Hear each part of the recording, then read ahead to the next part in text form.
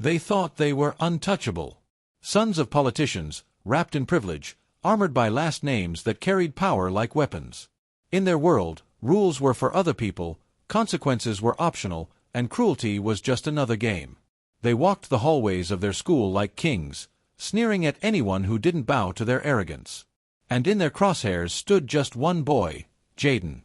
Jayden had no powerful name, no connections, no one pulling strings for him behind closed doors. To them, that made him an easy target. Every day they circled him like predators. They shoved him into lockers, knocked books from his hands, whispered insults that cut deeper than fists.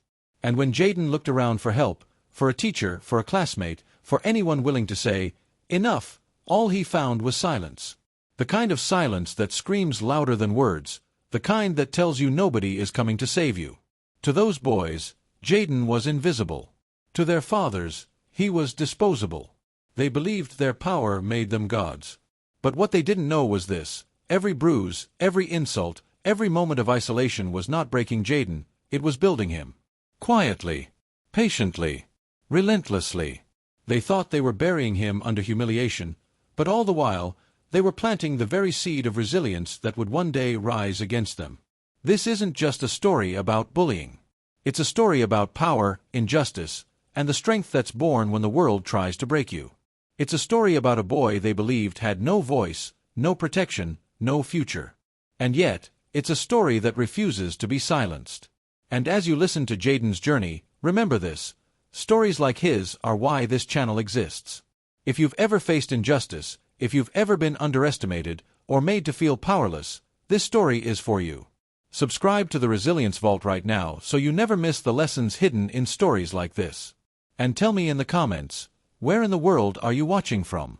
Because together, we're not just an audience. We are a vault of resilience. And no power, no privilege, no untouchable name can silence that. Every day, Jayden became their target. It wasn't chance. It wasn't bad luck. It was a choice, a cruel, deliberate choice. The moment he entered the school, the game began. A shove against the lockers. A foot stuck out to trip him in the hallway. Laughter that carried like daggers, sharp and unrelenting. His books, knocked from his hands, scattered across the floor like broken pieces of himself. He learned to walk with his shoulders tense, bracing for the next blow. He learned to eat quickly, quietly, because at any moment his lunch tray could be flipped, food splattering across the cafeteria tiles while the entire room erupted in laughter. And when he went home, the bruises didn't tell the whole story. They faded, hidden beneath his shirt. But the humiliation, that didn't fade. That stayed. The teachers saw it. The principals knew. But they all turned away. Meetings were avoided. Complaints were lost. And why? Because the boys who tormented him carried last names that opened doors, names that commanded respect. Their fathers sat in high offices, shook hands with powerful men, wrote laws that affected everyone else, everyone except their sons. To hold them accountable would mean going against the very system that funded the school, the very people who held influence over futures and careers. So the silence became another weapon. Every time Jayden looked around for help, all he found was turned backs and downcast eyes. He wasn't just being bullied by boys. He was being abandoned by the very world that should have protected him.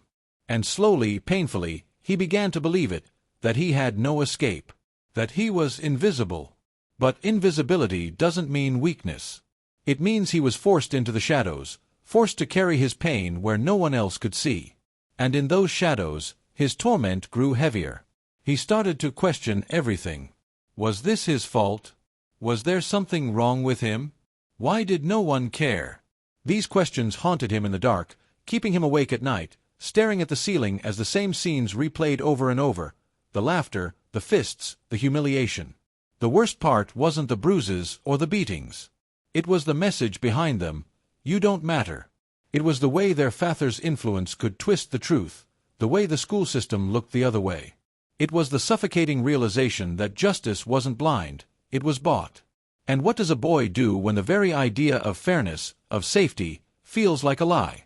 Jayden carried that weight alone. He didn't tell his mother, not fully. He didn't share it with friends, because who would believe him? After all, these weren't just boys. They were untouchable. Sons of men who could erase mistakes with a single phone call. And yet, in the silence of his suffering, something unexpected began to form. A question. A flicker. A tiny ember buried deep within the pain. What if they were wrong about me? Because the truth is this: pressure can crush, but it can also create. And in the cracks of Jayden's despair, resilience was quietly building. He didn't see it yet, not clearly. But the same fire meant to destroy him was slowly hardening him into something stronger. Until one day, the line was crossed. The act that was supposed to break him became the spark that lit a fire inside. The moment his story shifted from being the boy beaten down, to the boy who would no longer bow his head. And what came next wasn't just survival. It was the beginning of a fight no one, not the bullies, not their fathers, not even the system itself, could have predicted. There's a moment in every storm when the rain doesn't just fall, it drowns you. And Jayden had been drowning for months. The laughter, the shoves, the silence of teachers, the weight of knowing that justice would never side with him. It all pressed down until it felt like he could hardly breathe. But one night, after another long day of humiliation, Jayden stood in front of his mirror. His face was tired, his eyes swollen from holding back tears he refused to let anyone see. For the first time, he didn't just look at his reflection, he studied it. He saw the bruises hidden beneath his shirt, the boy staring back at him who had been told in 100 ways that he didn't matter. And in that moment, something inside him cracked. It wasn't a breakdown. It was a breakthrough. Jayden leaned closer to the glass, his voice shaking at first, barely more than a whisper. But then, louder, clearer, stronger. "Enough," he said. "Enough." He realized something no one had ever told him before. If no one was coming to save him, then he would save himself. The bullies had power because of their fathers' names. But names can be inherited. Real power, the kind that can't be bought, bribed, or erased, that had to be built. And Jayden, broken and bruised, decided in that moment that he would build it. From that night forward, the shift began. Small at first. He walked differently. He carried his books differently. He didn't look down when the boys sneered at him in the hallway, he looked right back. Not with rage, but with something more dangerous: resilience.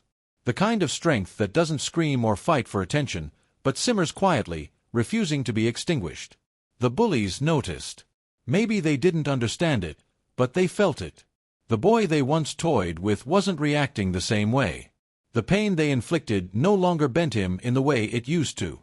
And that unsettled them, because bullies feed on fear. And when the fear begins to fade, so does their control. But Jayden's transformation wasn't just about standing taller. It was about choices. He began pouring his anger into discipline. He read more. He studied harder. He used his loneliness as fuel to sharpen his mind, to strengthen his body, to become a boy who would never again let someone else define his worth. And though no one could see it yet, Jayden was changing. Slowly. Relentlessly. The same weight meant to bury him was forging him into steel. The mirror had shown him the truth. He didn't have to be invisible. He didn't have to stay silent. And while the bullies still thought they were untouchable, Jayden was quietly building something untouchable of his own. Not privilege. Not connections. But character. Willpower. Resilience. Because history has always shown us this. The greatest strength often rises not from those born into power, but from those forced to survive without it. And Jayden's decision that night wasn't just survival, it was a declaration. He would not be their victim anymore. This was the turning point. The moment when the story shifted from tragedy to defiance, from silence to strength.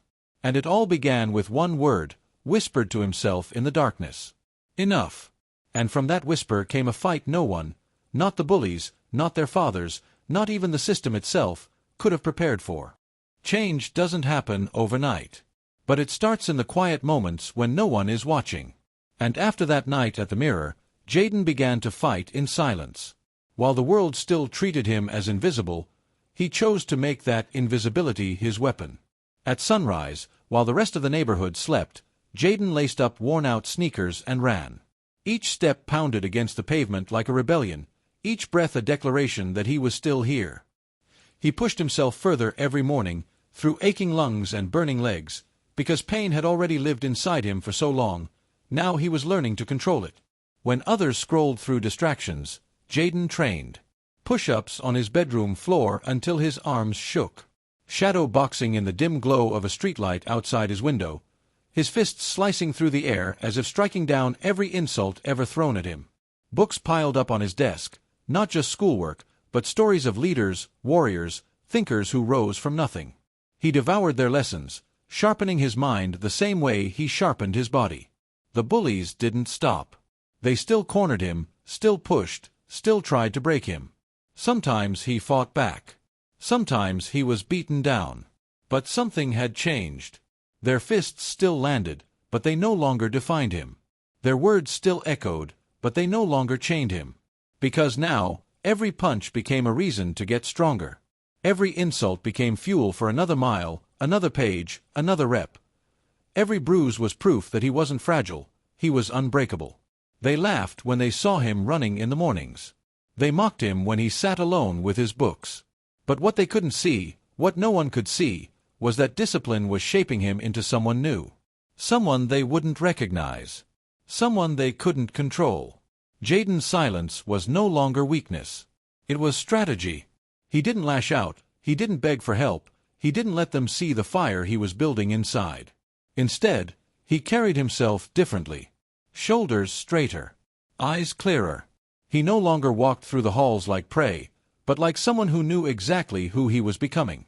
The bullies started to notice. The power dynamic was shifting. The boy who once absorbed their cruelty like a sponge was no longer breaking the same way. And deep down, they felt it, their control was slipping. Because the one thing they couldn't fight, no matter how hard they tried, was resilience. Day by day, Jayden was rising. Not in grand victories. Not in headlines.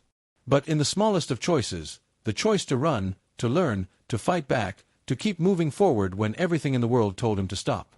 And that's how greatness is built. Quietly. Relentlessly. In the dark, when no one claps, when no one notices. Jayden was no longer the boy they thought they could break. He was becoming something else. Something stronger. And soon, the world would see it too. Strength can silence bullies, but it can also expose their fear. And as Jayden grew stronger, the boys who once toyed with him began to realize something terrifying. They were losing control. Their punches didn't crush him anymore. Their insults didn't bend him anymore. And that unsettled them in a way they couldn't explain. Bullies thrive on weakness. But what happens when weakness disappears? When the kid they tried to destroy refuses to stay broken? For Jayden, it meant rising. For them, it meant desperation. So they escalated. One night, when Jayden was walking home, the boys followed him. The streetlights flickered as they trailed just out of sight, their laughter slicing through the silence like knives. But this time, they weren't looking for bruises. They wanted something bigger. Something permanent. A fight broke out in an alley. Loud, messy, violent. Jayden defended himself, fists flying with every ounce of discipline he had been building in silence. For the first time, he wasn't just surviving, he was fighting back. And for a moment, it seemed like he might finally stand victorious. But then the twist came. One of the bullies, furious and reckless, pulled a knife. In the chaos, another boy, his own friend, was slashed. The bullies froze, shock rippling across their faces. And before Jayden could even comprehend what had happened, they turned their horror into a plan. "It was him," one whispered. "We'll say it was Jayden." By the time the sirens wailed in the distance, the narrative was already written. The sons of politicians, the boys with last names carved into the system, stood together in a single story. And that story painted Jayden as the monster. The police didn't question it. Why would they? The sons of powerful men couldn't possibly lie. The teachers who had once turned away now spoke of Jayden as troubled, as violent. And the same silence that had protected his abusers now roared like thunder against him. Jayden wasn't just bullied anymore. He was branded. Branded as dangerous. Branded as guilty. The headlines twisted the truth before he even had a chance to speak. A young boy from the wrong side of town, accused of violence. A narrative too convenient for the powerful to resist.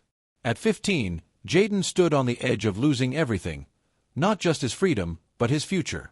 He wasn't just fighting fists and insults anymore. He was fighting a machine. A system designed to crush him before he ever had a chance to rise. But here's the thing about resilience. Once it's awakened, it cannot be silenced. Even in the face of false accusations. Even in the shadow of prison bars. And though the world was against him, Jayden's story was far from over. Because sometimes, the darkest lies create the brightest flames. And Jayden's fire was only beginning to burn.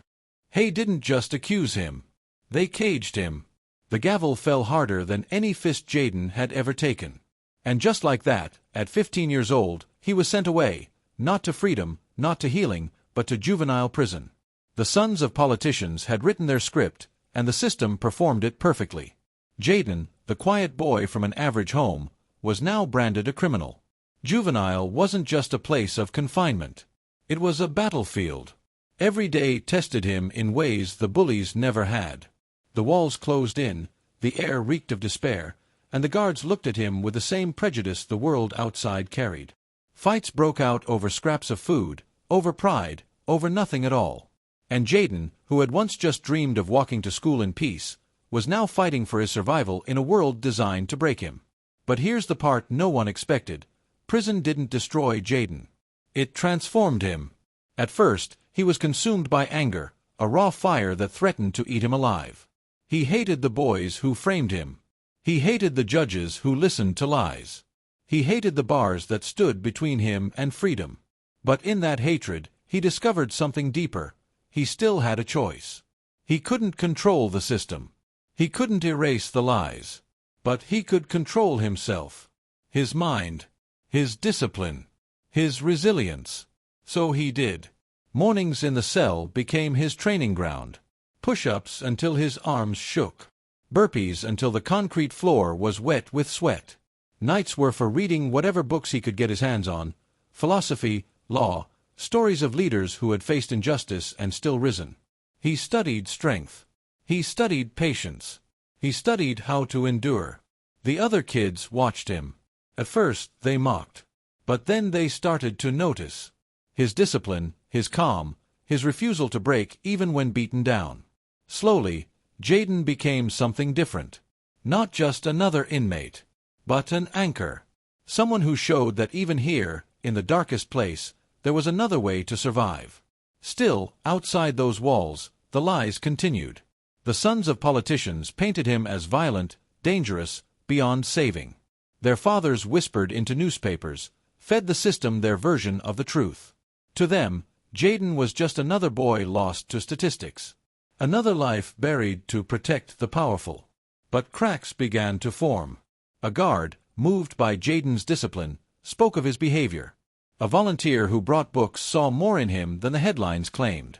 And then, slowly, evidence of the truth, fragments overlooked, voices ignored, began to resurface. Months turned to years, and Jayden's name still carried the weight of false guilt. But Jayden himself was no longer the boy who walked those school hallways. He was something more. Forged by injustice. Sharpened by survival. Unbreakable in ways no one could have imagined. And when the truth finally broke free, when the lies unraveled and his innocence clawed its way into the light, Jayden didn't just walk out of juvenile prison. He emerged transformed. He was no longer just a boy who had been bullied. No longer just a victim of a corrupt system. He was living proof that resilience cannot be caged. That even when the world writes you off, your story isn't finished unless you choose to stop writing it. Jayden walked out with scars. But those scars weren't marks of defeat. They were proof of survival. Proof that even when your future is stolen, you can fight to reclaim it. Proof that resilience is the weapon the powerful cannot take away.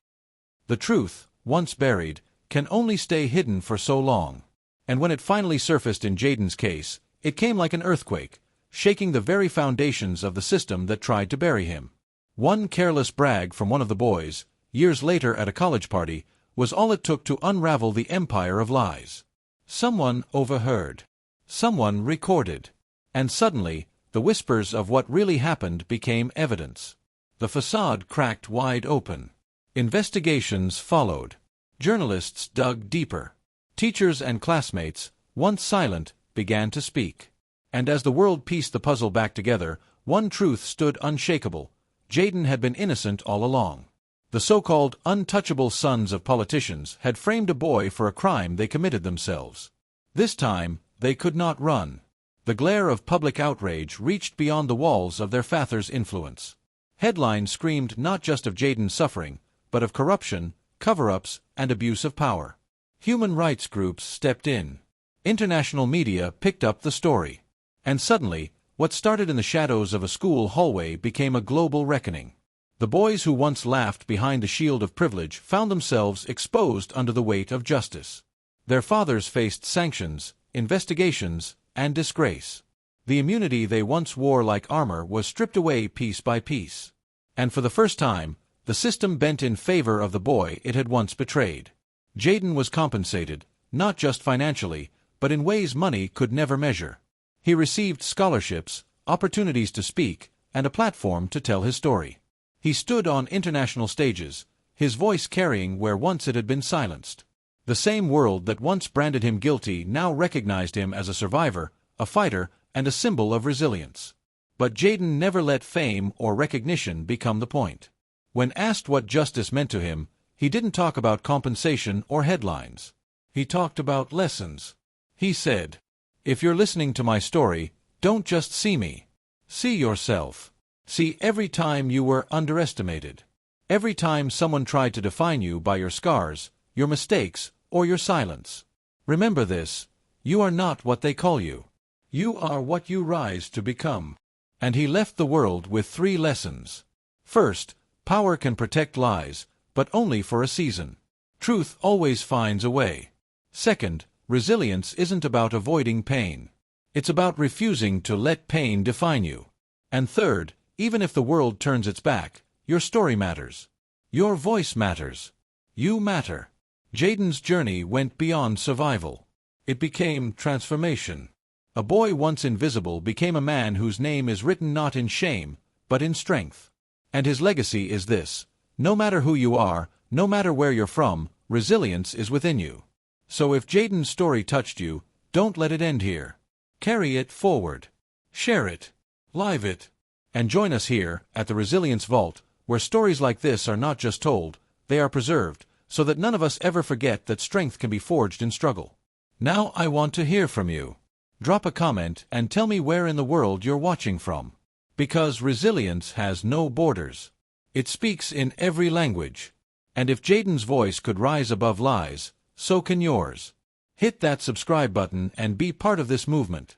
Because resilience is not just Jayden's story, it's all of ours. And together, we prove one truth they can never silence: we are unbreakable.